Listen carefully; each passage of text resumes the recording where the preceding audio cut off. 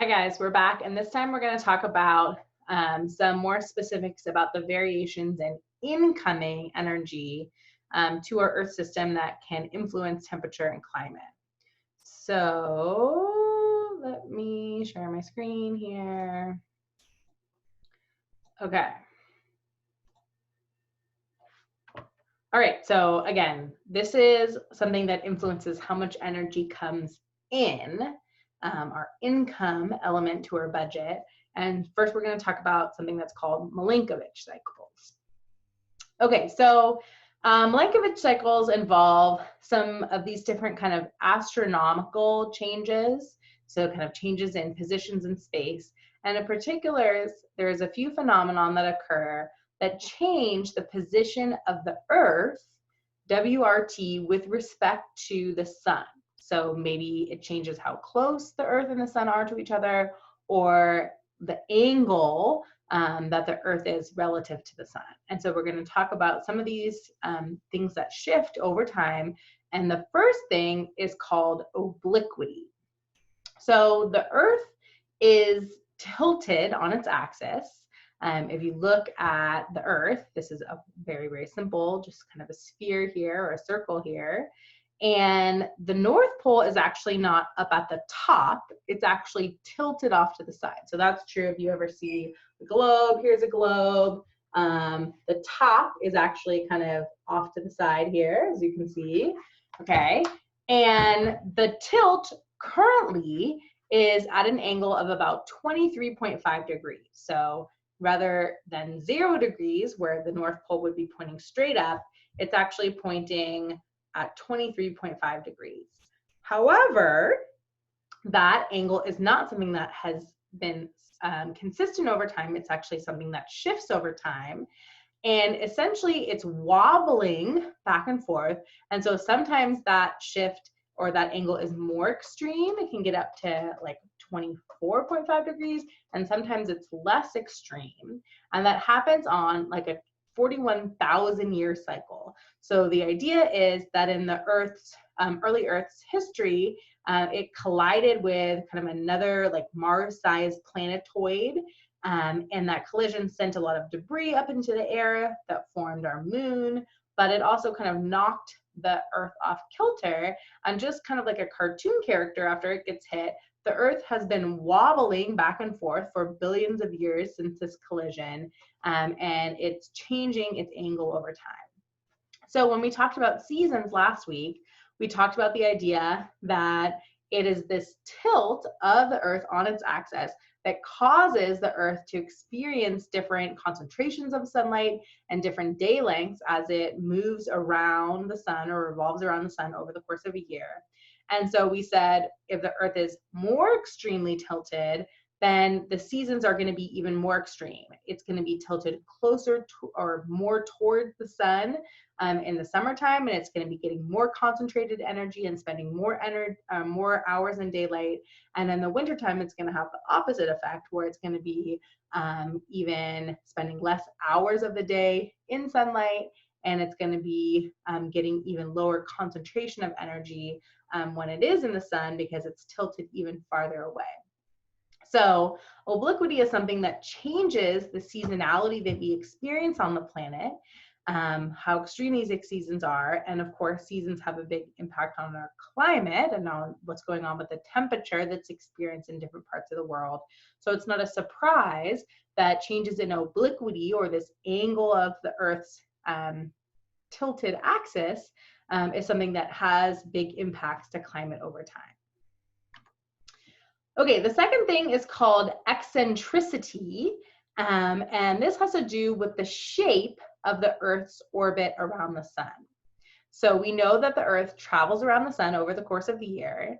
We often think that it travels around the Earth or travels around the sun in a circular pattern, and it's somewhat circular, but it's more oval or elliptical, most accurately. So an ellipse is kind of like a squashed circle, and an ellipse is considered to be more eccentric the more squished it is. So the more elongated it is and the less circular it is. And so eccentricity refers to how squished, essentially, the path of the Earth is as it revolves around the sun.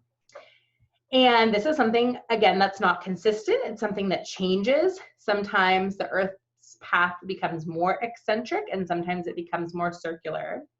And so on the left here, we have an example of a time when the Earth's sun is fairly non-eccentric. And at that time, the sun is fairly close, although not perfectly close, to the center of the Earth's path. And then as the Earth's path or orbit becomes more eccentric or more squished, what we find is that the sun becomes a more off-center, and it's not as close to the center of the Earth's path. So sometimes the distance between the Earth and the sun is fairly consistent throughout the year. Sometimes the Earth is much closer to the sun on parts of its yearly orbit, and it's much farther from the sun on other parts of the orbit. And you can, of course, imagine that if you are close to the sun or far away from the sun, you're going to be receiving different amounts of energy arriving at the Earth system or into the Earth's outer atmosphere. So it's not surprising that eccentricity has an influence on climate. And this change to the Earth's orbital path is something that takes place over a longer time period compared to changes in obliquity. It takes about 400,000 years for this orbital path to become its most extreme in terms of eccentricity, and then become kind of the least extreme in terms of its eccentricity. This affects the lengths of seasons and the amount of energy that's arrived. So again, not a surprise that it influences climate. So sometimes people are confused and they think that when you're close to the sun, that means that's when it's summertime, and when you're far away from the sun, that means that's when it's wintertime. That doesn't make sense because we already know that the northern and southern hemispheres, different parts of the Earth, experience opposite seasons at the same time. So we can already rule out that idea. But in the current model of the Earth's sun and their positions, the northern hemisphere is actually closer to the sun in the winter and farther away from the sun in the summer. So that's exact opposite of what we would expect to see. Of the proximity of the Earth and the sun was what explained seasons and energy differences. Okay, so that's eccentricity. And then the final kind of component of the Milankovitch cycles is called precession. And precession is kind of a change in the direction that the Earth's axis is tilted. So instead of just like how tilted is the axis, it's kind of like which way on the other dimension the axis is pointing. So it's the axis is kind of rotating around, not just this way, but this way too. So those create these precession cycles. And just like obliquity, they impact the angle with which the energy or insolation from the sun is hitting different parts of the Earth at different times. And that impacts seasons, it impacts climate, and it happens on a 26,000 year cycle to kind of come full circle with the differences that we see.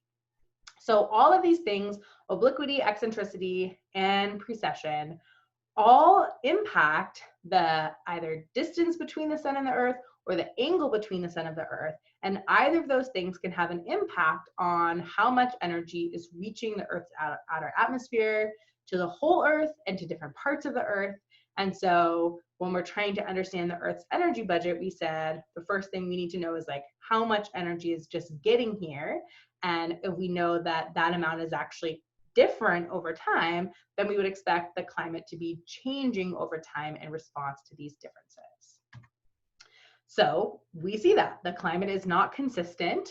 There's a variety of things that influence climate. We're going to get into them. Milankovitch cycles are one of them. And so Milankovitch cycles refer to these long-term cycles of global climate that are caused by these astronomical changes, this cycling in obliquity and eccentricity and precession. And they are shown in this graph down here.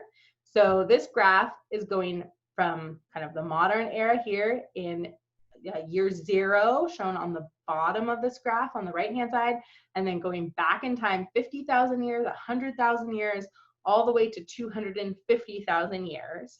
And the blue line is showing kind of our modeled guess of how hot or cold on average we would expect the globe to be based on our understanding of Milankovitch cycles. So if Milankovitch cycles, these changes in the angle and proximity of the sun and the earth were the only thing that was controlling global temperature, we would expect it to be currently in a cooling phase, getting colder and colder. It would have peaked like 5,000, 10,000 years ago in a warming phase, and then would have been cooling, warming, cooling, warming, and going back and forth as these three things that are cycling on different time scales are kind of coming together and moving apart to make warmer and cooler conditions. Then the pink or purple lines in this graph are showing our actual understanding of what the temperature was. So of course, humans were not around 100,000 years ago to be making measurements and recording those measurements with thermometers and with pens or with computers. But we use some techniques to measure the temperature of the past that we'll talk about in a minute.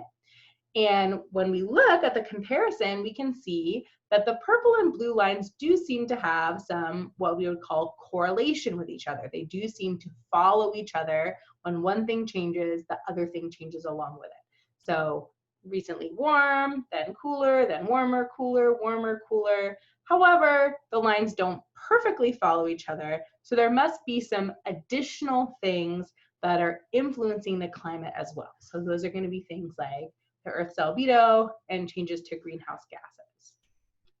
So we're going to talk about those things in the next lectures.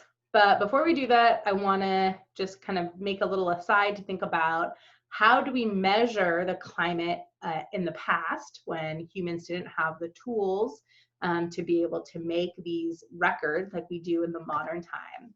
And the way that they do this is by using ice cores. So actually, I should say there's a variety of ways that we do this by looking at corals and ocean sediments, a lot of different isotope techniques, and ice cores are one way that we get out this data. So what an ice core is basically a big like dowel of ice that's drilled up from a thick ice sheet. So this could be like in Greenland or in Antarctica, in a place where the land has been frozen for a really long period of time, or the ice on top of the land has been frozen, or a glacier has existed for many hundreds of thousands of years. So they have these big hollow metal drills that drill down into the earth, and then they pull out these big ice cores. And these ice cores aren't just like a few feet thick or a few meters thick. They can literally be like miles thick, and so they can be broken up into sections and stored in these huge warehouses.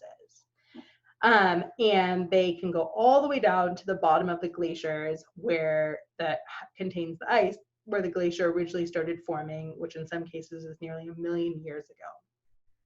And then when we look up close at the ice, we see that each year there's a little stripe or like a ring, kind of like a tree ring, and each little layer represents 1 year of ice freezing on top of the glacier. So in these really cold areas, the rain and snow never completely melts out, but it might melt a little bit, and then it will kind of compact and form a layer of ice on top of the older layers. So we know how old the different layers of ice are by kind of counting backwards from the surface.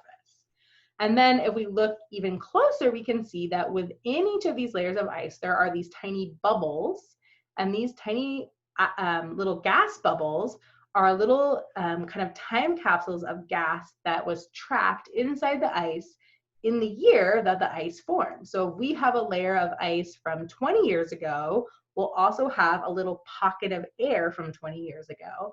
And if we have a layer of ice from 350,000 years ago, we have a little pocket of ice from 350,000 years ago. And so we can look at the conditions of that air to help us understand what the atmosphere was like when that layer of ice that contains the bubble formed.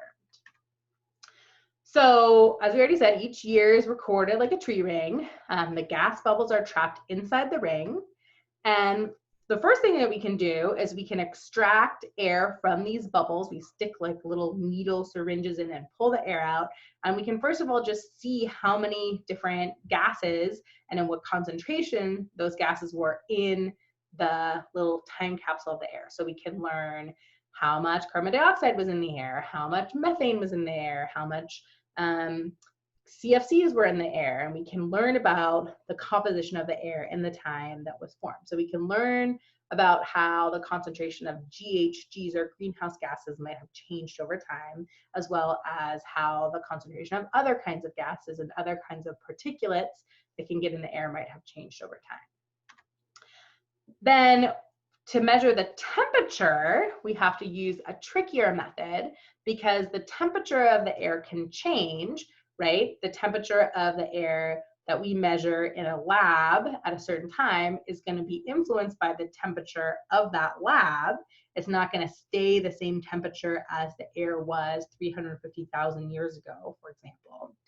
But what we can see inside the bubbles are what are called isotopes. So isotopes are different versions of atoms like oxygen or nitrogen or carbon, and not every atom of the same type has the same weight. So there's different isotopes or different versions, heavy and light versions of things like carbon, like nitrogen, like oxygen.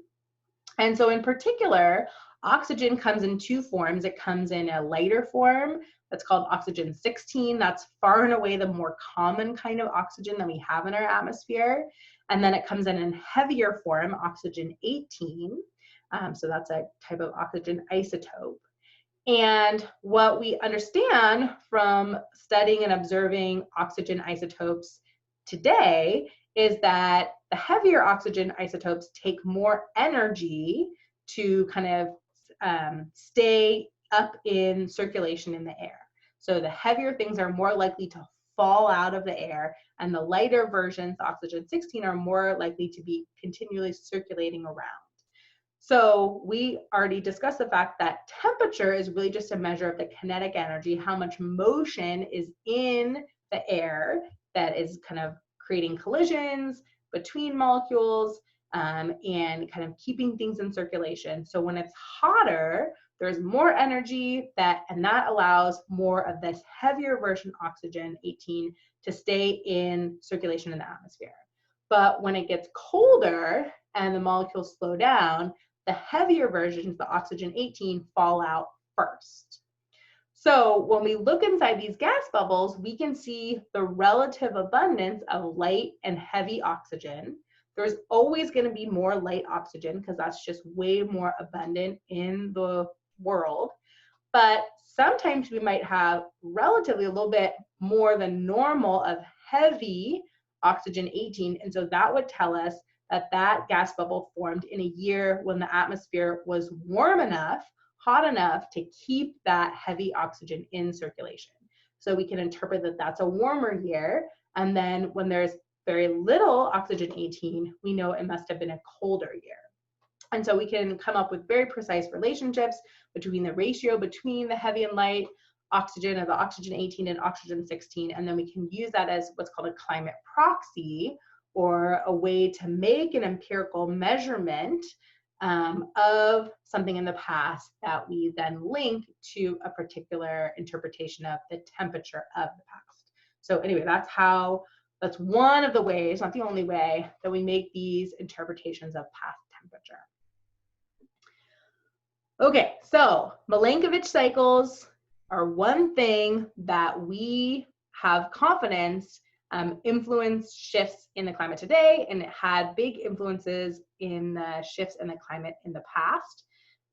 Many people have heard of the ice ages.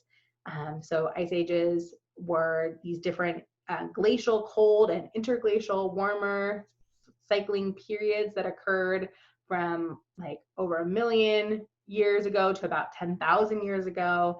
And our understanding is that these shifts in Milankovitch cycles were one of the main drivers of these cooling and warming glacial and interglacial cycles during the ice ages, or the place to seed, as you may have heard it called. Okay, that's a good stopping point for us.